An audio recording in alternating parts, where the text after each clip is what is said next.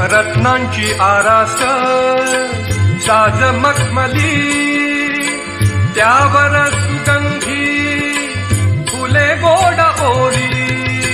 रत्नांची आरास साज मखमली, त्यावर सुगंधी फुले गोड ओली. झुळूक कोवळी चंदना सारखी, झुळूक कोवळी चंदना सारखी. निघालो घेऊन दत्ताची पालखी, निघालो घेऊन दत्ताची पालखी.